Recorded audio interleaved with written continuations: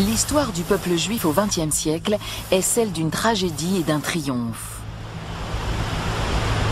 La nuit de cristal va précipiter l'Allemagne dans l'abîme de l'Holocauste. Et une décennie plus tard, 2000 ans d'exil s'achèveront avec la création de l'État d'Israël. Voici la fidèle reconstitution de ces 2 journées qui changèrent le monde.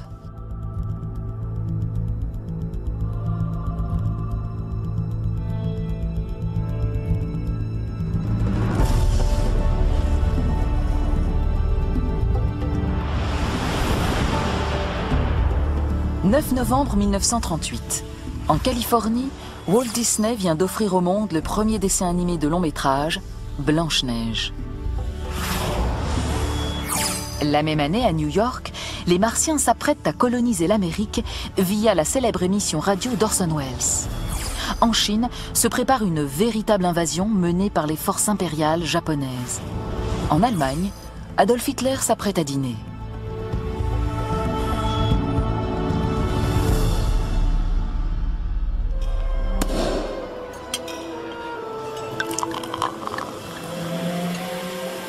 Il est 7 heures du soir. C'est une date importante dans le calendrier nazi. Hitler fête en effet l'anniversaire de sa première tentative de putsch à Munich, il y a 15 ans. C'est l'occasion de revoir des camarades des débuts du combat. Et pour les hauts dignitaires du parti, un soir où mettre de côté les rivalités mesquines et se détendre. Mais derrière les sourires, la tension est palpable. Joseph Goebbels est alors ministre de la propagande. Aux yeux du Führer, il s'est jusque-là montré de peu d'utilité. Sa carrière est fortement compromise. Mais ce soir, tout va basculer. Il va prouver qu'il peut lui aussi être un homme d'action.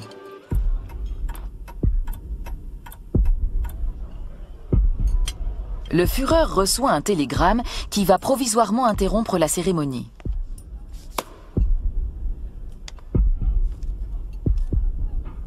Goebbels y voit un don du ciel.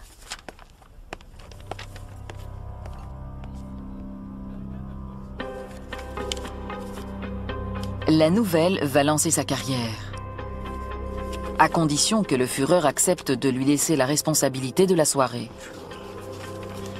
D'ordinaire, Hitler prononce un discours.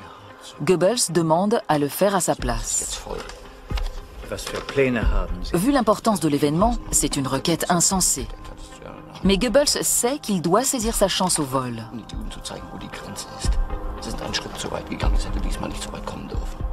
Hitler finit par céder et quitte la soirée de bonne heure. Le télégramme concerne un homme qui, une semaine plus tôt, était encore inconnu.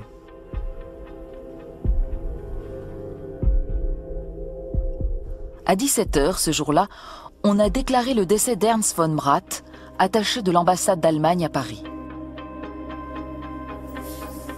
Il a été abattu. Et le jeune homme de 17 ans qui a appuyé sur la gâchette, un certain Herschel Greenspan, est juif. Ce geste coûtera à des milliers de juifs leur maison, leur magasin, leur liberté et souvent même leur vie.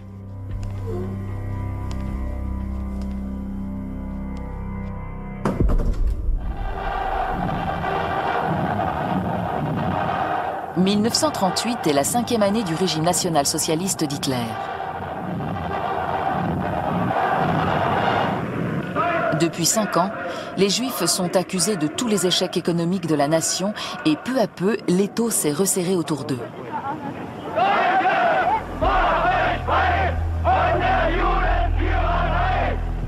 Un grand nombre de métiers leur sont interdits.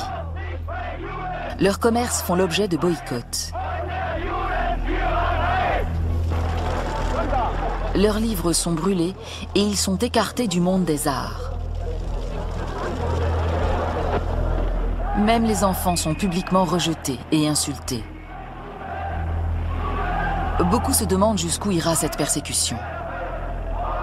Ils ne tarderont pas à le savoir.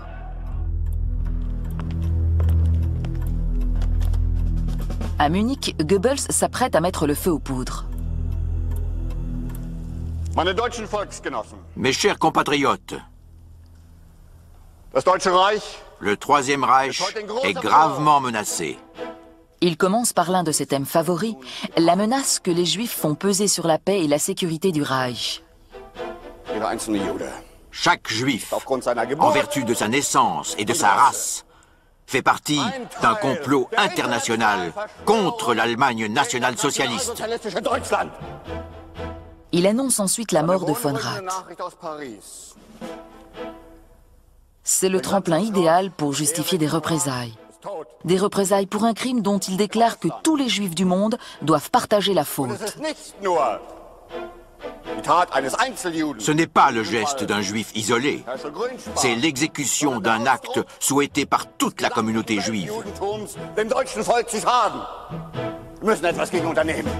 À 700 km au nord de Munich se trouve la ville de Krefeld. Elle abrite une importante communauté juive à laquelle Oskar Gompertz et sa famille appartiennent. Voyageur de commerce relativement prospère, Gompertz fait partie des 500 000 juifs du Reich. Ils sont tous sur le point de devenir les acteurs involontaires d'une tragédie qui changera la face du monde. Dagegen muss etwas Il unternehmen. faut réagir sur le champ, Und wir et werden nous jetzt entendons bien réagir. jeder einzelne Dans ce Jude combat historique, ist in diesem chaque Juif historischen est notre Ringen ennemi. unser Feind. Ihr Ziel il souhaite notre défaite et notre anéantissement, Deutschlands. et fera Und sie werden tout ihre ce qui est en son gesamten pouvoir Kräfte dafür pour les aufwenden, provoquer. dieses Ziel in die Tat umzusetzen. Wir müssen uns zur Wehr setzen, meine deutschen Volksgenossen. À une centaine de kilomètres au sud de Munich, de l'autre côté de la frontière autrichienne, se trouve Innsbruck. Même là, la minuscule communauté juive éprouvera la colère des nazis. Richard Berger rentre chez lui après son travail. Cet ingénieur et responsable syndical est également président de la communauté juive d'Innsbruck. Il y a 8 mois, l'Autriche a été annexée par les troupes du Reich et il vit à présent sous la loi allemande. L'homme qui a mobilisé ses ouvriers contre l'invasion de l'Autriche se trouve à présent dans le collimateur des nazis.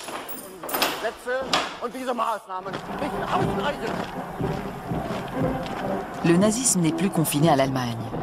Ayant bénéficié d'un accueil majoritairement favorable en Autriche, les troupes allemandes ont ensuite envahi une partie de la Tchécoslovaquie.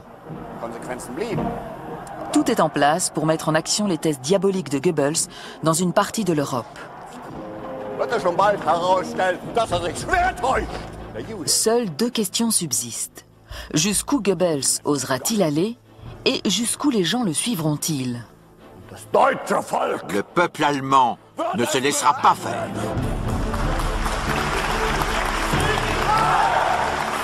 Goebbels pousse les chefs du parti à l'action.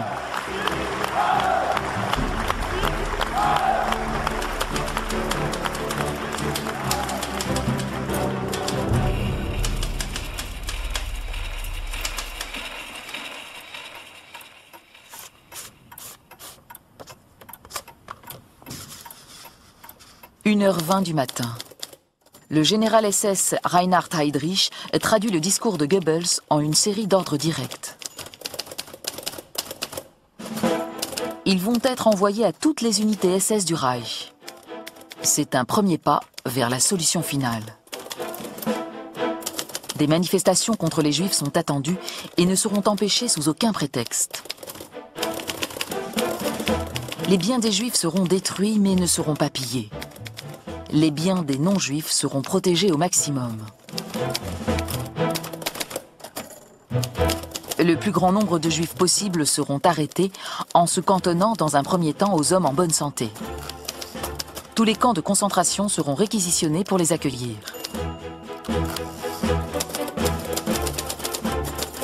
Les ordres sont formulés de façon à donner l'impression que la police va contenir les élans d'une colère populaire. Parallèlement, une deuxième série d'ordres est donnée par téléphone. Et dans tout le Reich, des bandes de jeunes SS sont envoyées avec pour mission de terroriser les Juifs et de détruire leurs biens.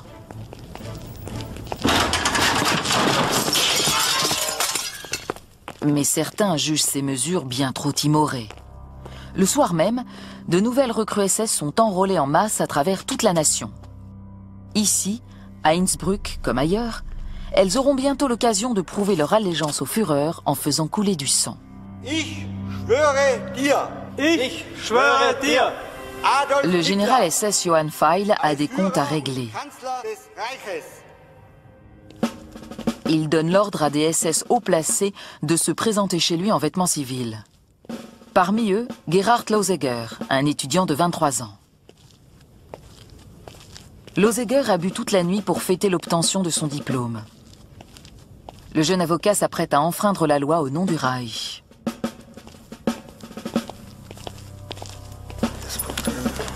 Feil donne ses instructions. En tête de liste des hommes à abattre, un dirigeant syndical juif nommé Richard Berger. Lauseger et son escouade sont envoyés chez lui avec la mission de se montrer discrets.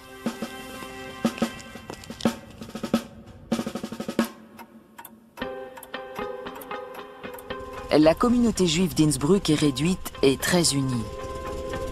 Plus tôt, les Graubart, voisins des Berger, ont reçu la visite d'un commando SS qui a poignardé le père, au vu et au su de tout l'immeuble.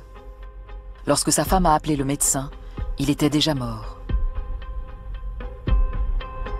Les hommes de Lauseger décident de s'occuper de Berger, loin des regards curieux, et ils l'embarquent pour le questionner.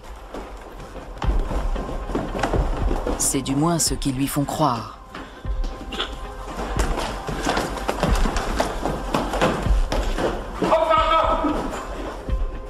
Les zélés serviteurs de Goebbels ont déjà commencé à désobéir à ses ordres, comme il l'espérait. Goebbels a pourtant eu l'occasion d'endiguer les pires excès. À 2 heures précises du matin, il reçoit un premier rapport sur le déroulement des opérations. Y figure la liste des biens qui ont été saccagés et l'annonce d'une première victime en la personne d'un juif polonais.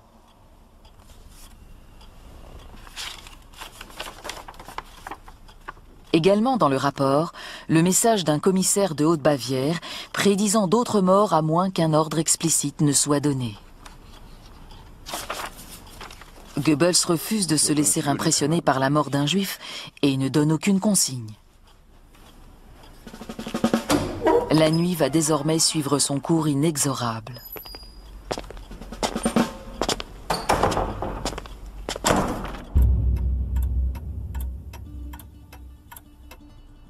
À travers tout le Reich, le droit a cessé de prévaloir. Les arrestations des Juifs de sexe masculin se multiplient à un rythme croissant.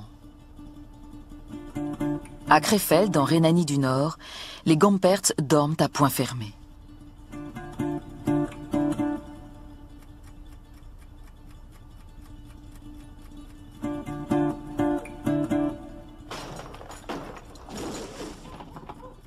Ils sont réveillés par le fracas d'une porte qu'on enfonce.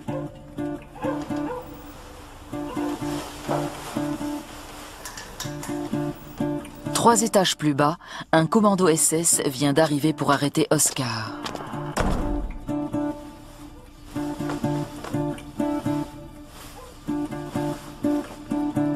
Qu'est-ce qui se passe? Oscar craint le pire. Rolf, qui a 10 ans, est le seul enfant d'Oscar et de Selma. En tant que juif, il se sait différent des autres Allemands. Il va apprendre à quel point.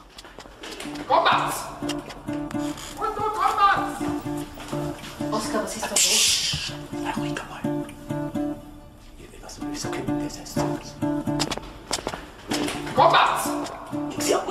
Depuis que la veille, Oscar s'est fait soigner pour une infection à l'œil, Selma est folle d'inquiétude pour sa santé.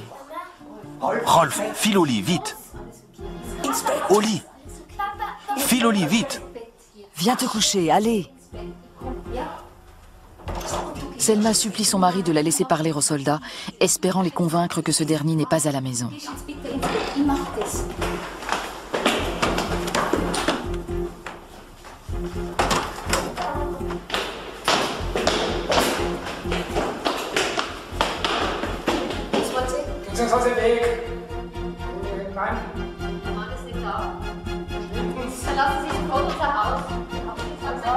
L'arrestation est moins facile que d'habitude.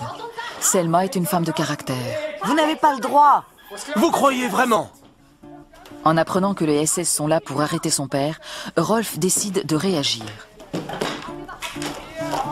Il prépare une petite valise et prévient son père que si on l'arrête, il partira avec lui. Laisse-moi venir. Il n'est pas là. Nous faisons partie des SS. Il doit nous suivre. Il est où alors? Il est sorti. C'est ce qu'on va voir.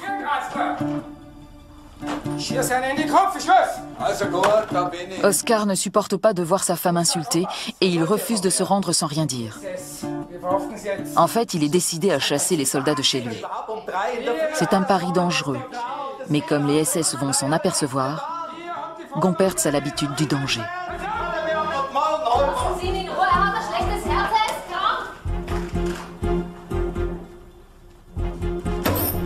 Oskar Gompertz a fait la Première Guerre mondiale, cette même guerre au cours de laquelle Adolf Hitler a défendu sa patrie bien-aimée.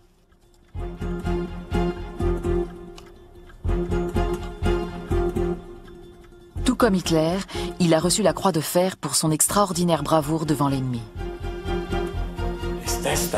C'est comme ça qu'on me remercie pour avoir servi ma patrie.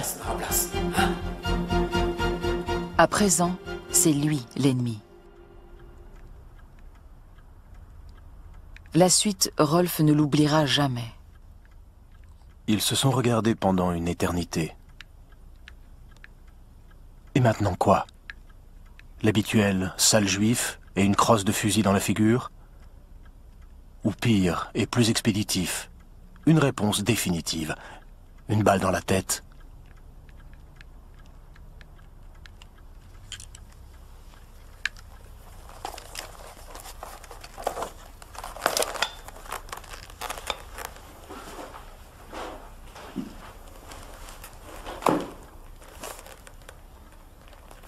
Tout à coup, le nazi a fait signe à ses hommes de sortir et ils ont disparu dans la nuit, sans même casser une assiette.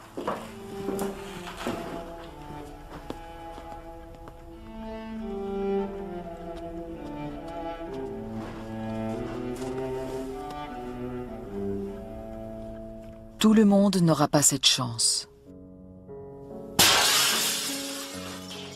Dans tout le pays, c'est un déferlement de violence. Vitres brisées, synagogues et magasins incendiés, maisons mises à sac.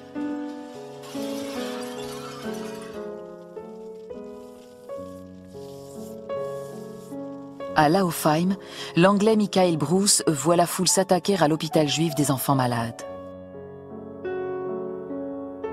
En quelques minutes, toutes les fenêtres ont été brisées et les portes enfoncées. Ensuite, les enfants ont dû sortir pieds nus sur les morceaux de verre. À Berlin, Michael Lebeau, 14 ans, assiste au saccage de son appartement. Ils ont détruit les 5 pièces, l'une après l'autre. Tout ce que mes parents avaient péniblement accumulé en 18 ans de travail, tout a été anéanti en 10 minutes. À Mannheim, Günther Katz voit toutes les habitations juives de son quartier mises à sac. Les meubles ont été jetés dans la rue. Tout ce qui n'avait pas été volé par les voisins était entassé dehors et brûlé.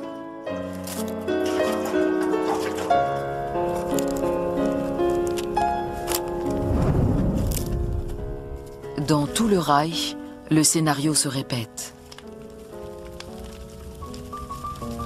Dans plus de 150 villes et villages, 7500 habitations, commerces et synagogues sont détruits. Le message aux Juifs allemands est on ne peut plus clair.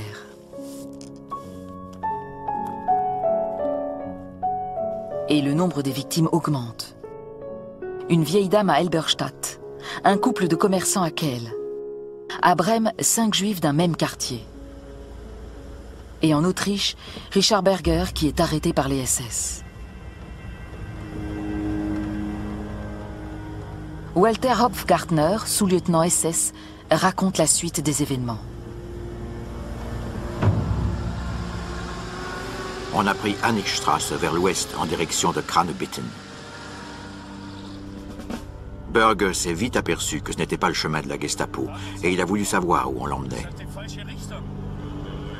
Il s'est mis à paniquer, mais Lausager a réussi à le calmer, du moins pendant un moment.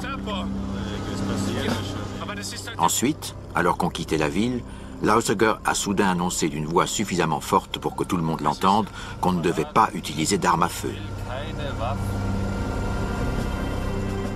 Ça a fichu un coup à Berger et il n'a plus dit un mot. C'est là que j'ai compris qu'il allait être éliminé. La nuit fait place à une aube blafarde.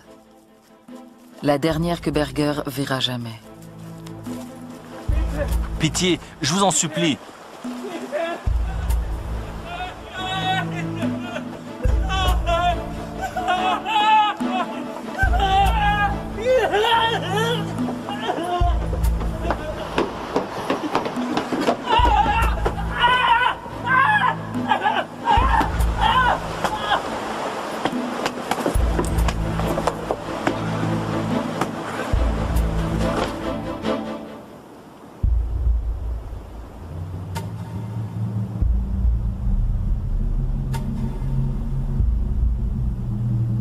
Richard Berger, père, époux et chef de sa communauté, vient de mourir.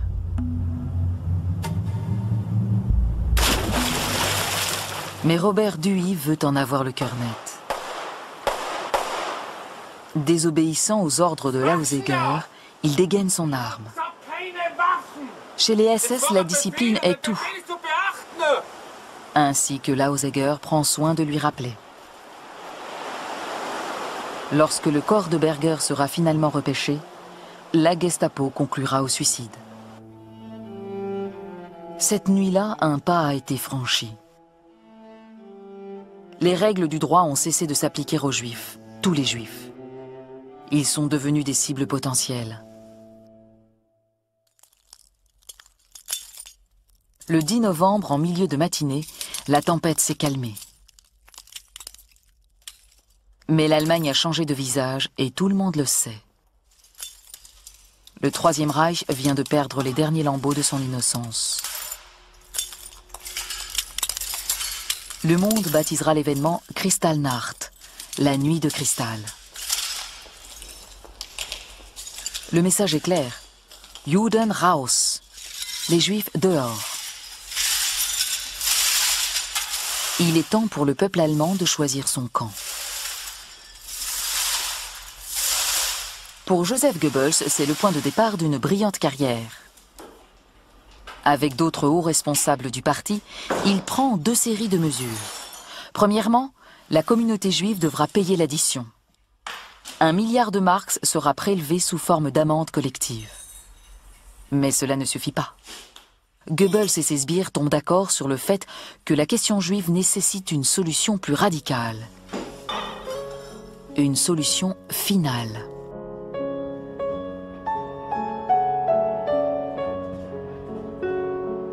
Ici et là, quelques Juifs parviennent à s'enfuir à l'étranger, dont Oskar Gompertz et sa famille. Mais la nuit de cristal a vu plus de 30 000 Juifs arrêtés et envoyés dans des camps. Le monde est horrifié, mais ne fait rien. C'est ainsi que débute l'Holocauste. Plus de 6 millions de Juifs de toute l'Europe, des hommes, des femmes, des enfants, seront déportés et ne reviendront jamais.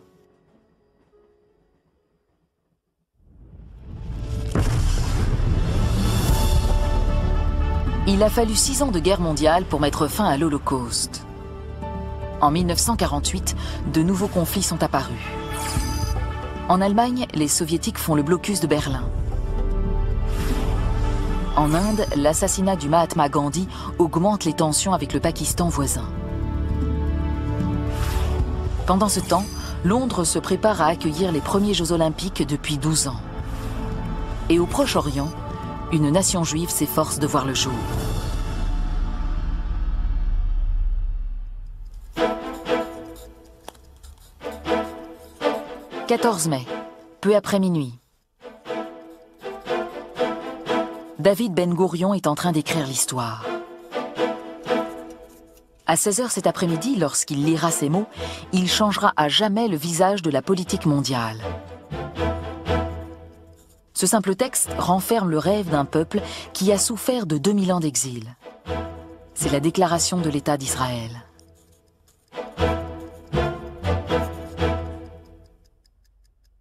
Mais la nation risque de ne pas survivre à la journée. Ben Gourion est cerné par de puissantes forces qui s'évertuent à détruire la jeune nation. Dans la Jordanie voisine, le roi Abdallah a réuni plusieurs pays arabes qui se sont jurés d'éliminer Israël dès sa naissance. Ils ont refusé le plan de partage de la Palestine adopté par l'ONU en novembre 1947. Depuis, la guerre civile fait rage et l'Empire britannique, qui a tenté de maintenir la paix en Palestine pendant 30 ans, a décidé de se retirer. Ben Gourion mise ses derniers espoirs sur Washington. Avec le soutien du président Truman, Israël aura peut-être une chance de perdurer. Mais pour l'instant, l'homme ignore si l'Amérique acceptera de reconnaître le nouvel État. Il joue l'avenir de son peuple et celui de tout le Proche-Orient. 6 mois plus tôt, l'ONU a tenté de trouver une solution politique à ce conflit ancestral en proposant la partition, le partage de la Palestine. L'État hébreu inclura les ports de Haïfa et de Tel Aviv et tout le désert du Negev. Les Arabes occuperont la partie est plus fertile. Jérusalem sera placée sous la tutelle de l'ONU. Les Juifs étaient fous de joie. Après le cauchemar de l'Holocauste, ils bénéficieraient enfin d'une terre à eux. Les Palestiniens, eux, se sont sentis lésés. Alors qu'ils représentent 65% de la population, l'ONU ne leur a accordé que 40% du territoire. Les Palestiniens ont rejeté la partition et pris les armes. La violence partisane a dégénéré en guerre civile. L'armée britannique a désespérément tenté de séparer les deux adversaires. Le Royaume-Uni administre la Palestine depuis la fin de la Première Guerre mondiale, mais son mandat s'achève le 14 mai 1948 à minuit. Au lever du soleil, c'est le début du compte à rebours. Saïd Ali Abi Lagod a 14 ans. Son grand frère lui a demandé de repérer un tireur embusqué dans les immeubles bombardés de Jaffa.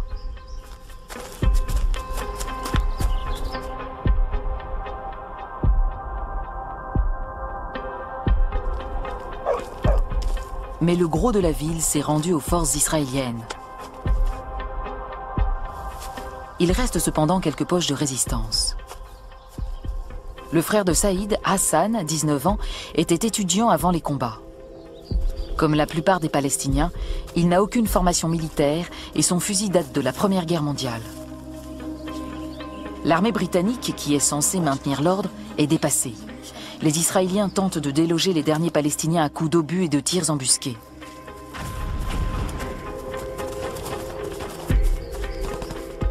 Saïd pense avoir repéré un des tireurs. Mais ça ne changera pas grand-chose.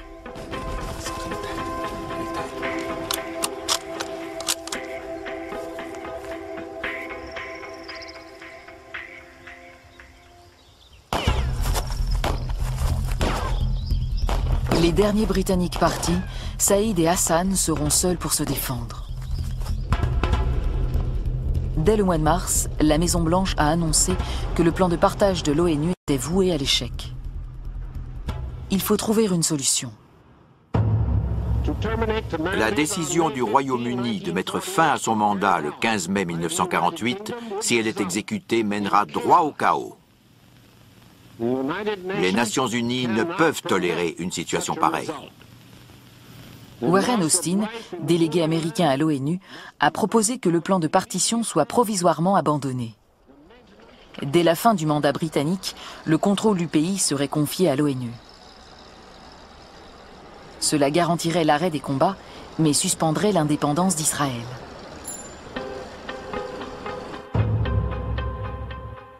Tel Aviv, 12 mai 1948. À 3 jours de la fin du mandat britannique, Ben Gourion organise une réunion de crise avec les membres de son gouvernement. Il leur soumet cette question brûlante.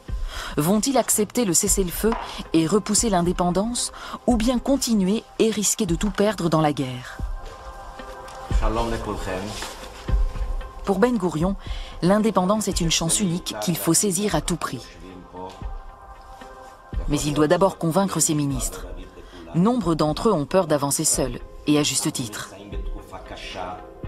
Golda Meir a 2 enfants qui se battent sur le front. Envoyée en Jordanie par Ben Gourion, elle vient de rencontrer le roi Abdallah, à qui elle a demandé de rester neutre. Abdallah lui a exposé son projet. Il est favorable à une Palestine entière, gouvernée par ses soins. Et pour les Juifs, une minuscule enclave autonome autour de Tel Aviv. Il n'y aura pas d'État d'Israël et lui-même s'autoproclamera roi des Juifs. Golda Meir a naturellement refusé. Abdallah va être obligé de nous attaquer. C'est vrai qu'il m'a affirmé qu'il n'en ferait rien, qu'il voulait être notre ami. Mais il n'aura pas le choix. Il y a d'autres problèmes. Si les Israéliens rejettent le cessez-le-feu proposé par les Américains, ils risquent de compromettre la reconnaissance d'Israël par la Maison-Blanche et, du même coup, de ne pas s'en remettre. Le ministre des Affaires étrangères, Moshe Sharett, rentre tout juste de Washington, où il était censé mettre Truman de leur côté. Les sympathies du président pour la cause israélienne sont connues, mais Sharett n'a pas pu le rencontrer et a dû se rabattre sur son secrétaire d'État, le sénateur George Marshall. George Marshall m'a carrément dit que la Maison-Blanche ne soutiendrait pas l'indépendance d'Israël. Et qu'en plus, elle ne nous aiderait pas financièrement et qu'elle s'opposerait à ce que les Juifs américains le fassent.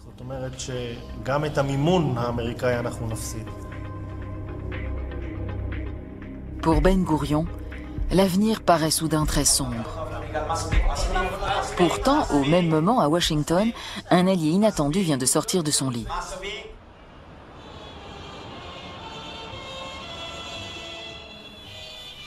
Clark Clifford est le conseiller de Truman en politique intérieure. À 16 h, il va tenter de persuader le président de reconnaître l'État d'Israël.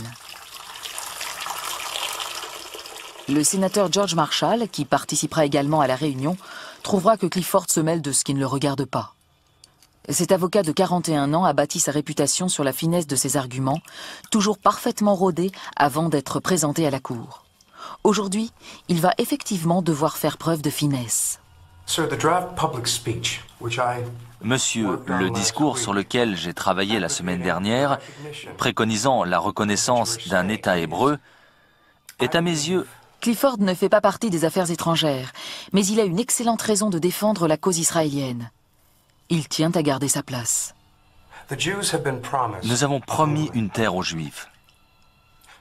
Sénateur, le principe de l'État hébreu a été accepté depuis la déclaration Balfour. Il s'agit d'éthique, pas seulement... Évite de faire la leçon à Marshall. 1948 est une année d'élection présidentielle et Truman risque de perdre. La ville de New York compte à elle seule 100 000 électeurs potentiels juifs. C'est vrai que les chiffres ne veulent rien dire. 30 millions d'Arabes et 600 000 Juifs. Tout d'un coup, la politique extérieure menée par Truman pourrait avoir des répercussions énormes sur l'avenir de son administration. Les enjeux sont élevés pour tout le monde. Si les Juifs déclarent leur indépendance seuls, ce qu'à mon avis ils feront, nous aurons la chance de soutenir un pays qui défend la démocratie dans le Moyen-Orient. Avec notre concours, l'État hébreu peut tout à fait incarner cet idéal. De quoi aurons-nous l'air s'ils nous demandent de l'aide? Et si nous tournons le dos à un allié potentiel, à une démocratie amie? Il y a également le problème des Russes. S'ils soutiennent Israël et si l'État est créé, ils auront mis un pied dans la région. Pendant que les gouvernements débattent, la guerre redouble d'intensité. Profitant du départ des Britanniques, les forces israéliennes confirment leur mainmise sur Jaffa. À peine une armée d'occupation a tourné les talons qu'une autre attend son tour en coulisses. La légion arabe d'Abdallah est massée le long de la frontière. Venus de Jordanie, de Syrie, d'Égypte, d'Irak et du Liban, 30 000 soldats sont là avec des tanks, de l'artillerie et des renforts aériens. Il reste 2 jours avant l'attaque. À Tel Aviv, la réunion se prolonge tard dans la soirée. Ben Gourion espère que Truman soutiendra Israël. Mais s'il refuse, que se passera-t-il? Sans reconnaissance officielle, le pays n'aura pas les moyens d'acheter des armes ni des munitions. Livré à lui-même, combien de temps survivra-t-il? Ben Gourion se tourne alors vers son chef des armées, Yigal Yadin, 30 ans.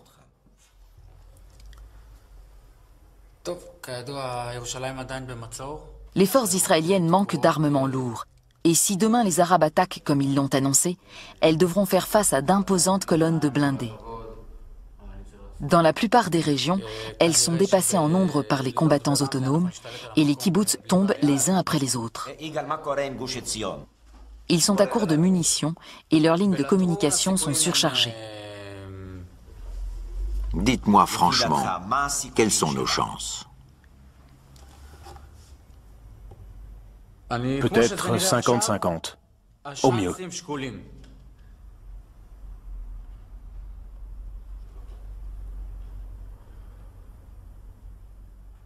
Golda Meir, qui n'a eu aucune nouvelle de ses fils depuis des jours, tremble à présent pour l'avenir de son peuple. Les paroles de Yadin m'ont fait froid dans le dos. Pour la première fois, j'ai eu réellement peur. Je me suis demandé si on ne commettait pas une énorme erreur. Mais le gouvernement doit trancher. Pour Ben Gourion, il y va du destin d'Israël. L'histoire ne leur pardonnera jamais d'avoir laissé passer cette chance. Mais s'ils échouent dans leur tâche, qui sera là pour leur pardonner? L'heure du vote a sonné. Qui est pour qu'Israël accepte le cessez-le-feu? Le destin du peuple juif et de tout le Proche-Orient se trouve littéralement entre leurs mains. Malgré ses craintes, Golda Meir reste fidèle au rêve d'Israël. Elle vote contre le cessez-le-feu, aussitôt suivie par Charette et Yadin. En comptant le vote de Ben Gourion, le cessez-le-feu proposé par les Américains est rejeté à 6 voix contre 4. Après ce vote, nous allons procéder à la proclamation de l'État d'Israël. Ben Gourion a plus que jamais besoin de la reconnaissance des États-Unis. Et à Washington, Clifford a échoué. Marshall a menacé de démissionner, ce qui a fait pencher Truman en sa faveur. C'était il y a 2 jours. Aujourd'hui, c'est le jour de l'indépendance et à sa connaissance, le gouvernement Ben Gourion est toujours isolé. Ben Gourion achève la déclaration d'indépendance. La première mouture reprenait le plan de partage de l'ONU, celui-là même que les Palestiniens ont toujours refusé. Ben Gourion choisit de supprimer toute référence aux frontières indiquées par l'ONU. Il n'est pas question de limiter la nouvelle nation dans ses ambitions. À ses yeux, Israël représente la Terre Sainte, toute la Terre Sainte.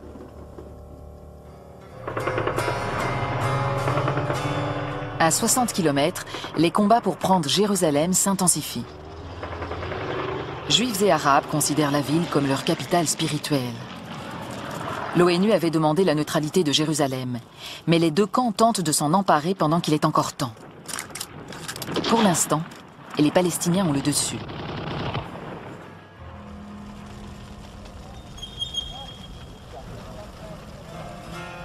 Mais ce n'est pas tout. David, un télégramme arrive de Gush Etzion, un groupe de kibboutz situé au sud de Jérusalem. 2 jours plus tôt, 240 colons ont été massacrés. Le responsable de la colonie vient de capituler pour éviter un nouveau bain de sang.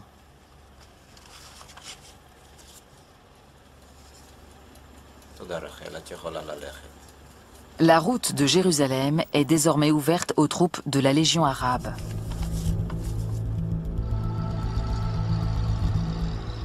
Ben Gourion lutte contre un autre ennemi, le temps.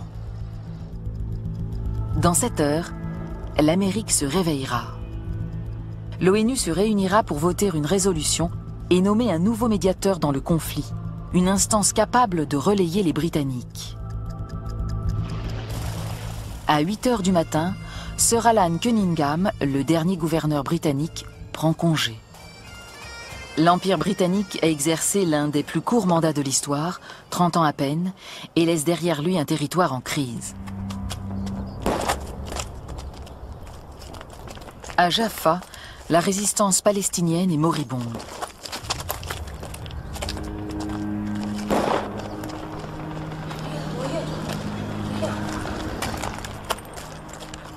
Tandis que les Britanniques plient bagages, les troupes israéliennes s'enfoncent dans la ville, balayant tout sur leur passage.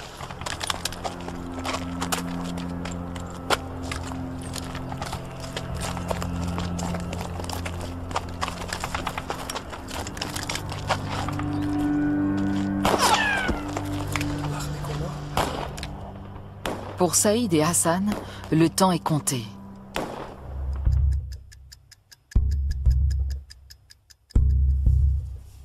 À Tel Aviv, Ben Gourion se prépare pour la cérémonie de l'indépendance. L'heure et le lieu ont été tenus secrets pour éviter une attaque de l'aviation égyptienne. Le texte a finalement été adopté une demi-heure auparavant. Le gouvernement est décidé à le ratifier quoi qu'il arrive. Ben Gourion reste impassible face à la tempête qui s'annonce.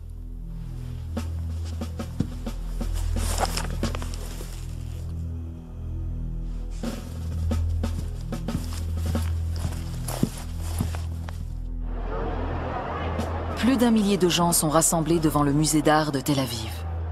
Le lieu n'est pas resté secret très longtemps.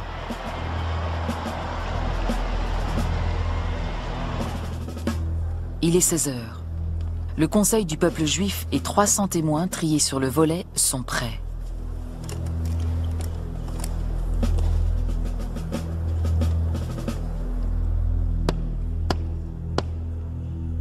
Atikva. Olod bale